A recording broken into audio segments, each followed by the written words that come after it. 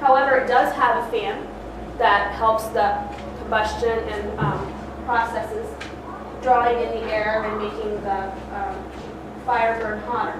So that fan at the end of a year would cost $645.12. But my yearly use would add up to be $2,032.62. The difference here is an amount of $3,639.22. That's a pretty big margin.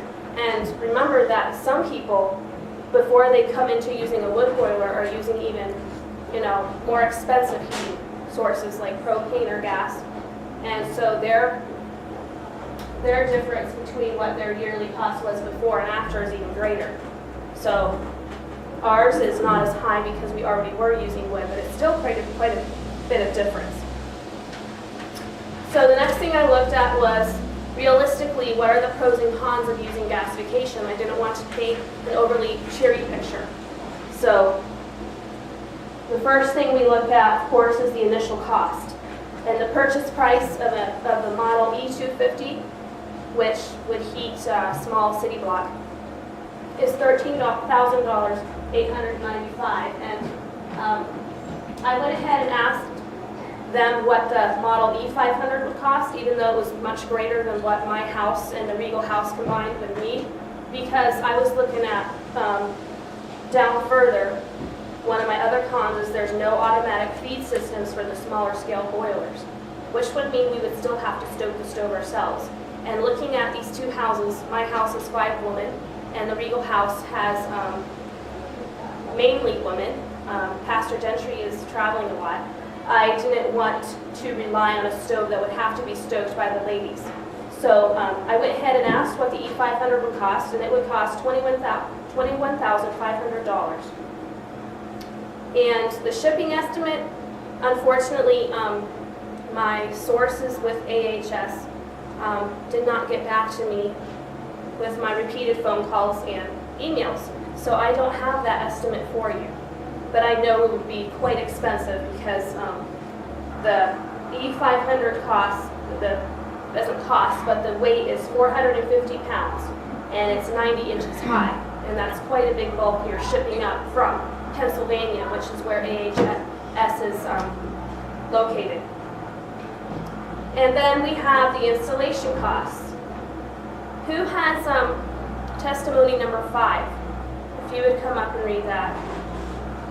Installation cost, as I found out, this is the one thing that Mr. Stockton at Haynes was able to help me with, was knowing that AHS does allow you to install your own boiler, which is actually a great savings. Not all companies will allow you to install things because they don't want to be held, accountable if something happens. But AHS does, and this is the point that this testimony makes.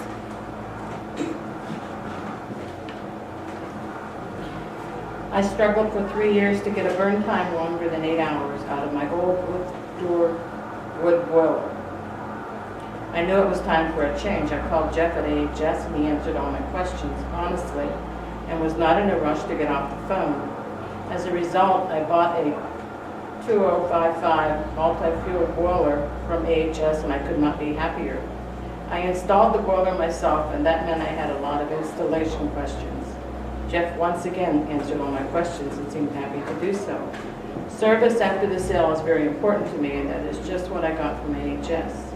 I have since referred AHS to 2 co-workers and are also thrilled with their boilers and the service provided. A big thanks goes out to Jeff and his great staff. This was from Sean Sesnick, Frostburg, Maryland, in July of 2007. Thank you. So Jeff, that's referred to repeatedly, is the owner of AHS.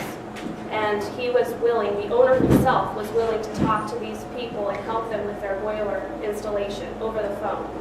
And that would be a great savings from having us fly up some representatives from AHS from Pennsylvania and pay their ticket and their time to help us figure out our installation. That they're willing to work with you. That's great customer service.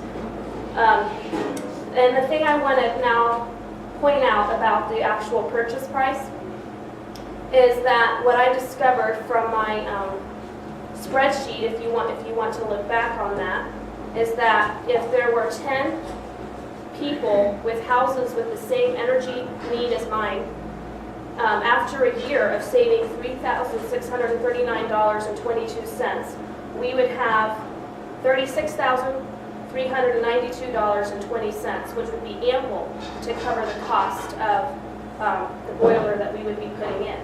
The savings after 1 year would pay for that boiler. There was one gentleman who gave a testimony that after 4 months, his boiler was paid for. He was using a much higher cost energy use before that. Ours wasn't that great. But even so, after a year to have your boiler paid off, that's pretty good. Looking at our specific need, if we combine the Regal house, which is much larger and has 2 barrel stoves, they would have a greater disparity between what is used and what is no longer needed than the house that I have. And that would be a greater savings.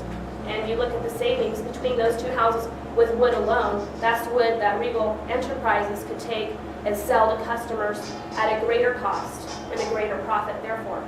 And that would bring in more income. And then we look at the Regal office, which is right now burning propane. And we look at how much that propane takes a year to heat that office, and we lock that off and we say we no longer need that. We add that along with the firewood that is now having more money come in from Regal Enterprise, and the money that we're saving in our individual houses. We add all this together, and I think we're going to get a much bigger price, and I think it's worth us looking into and see how long it would take us adding all of that together to pay off the initial cost of our boiler. The fan does use electricity, which was one drawback. While I was thinking about all the Chinooks we have, the power goes out, we're going to need to have our barrel stoves actually remain in our houses in case there is a Chinook. We're going to have some alternate source in our house. So that would be one drawback. Again, the no automatic feed systems for smaller scale boilers. If you wanted to take a much smaller model and install that for your house, you would still have to stoke it, which may or may not be a drawback depending on if you have a man in your house to help with that need. And it does require more regular cleaning than what is necessary for barrel stoves.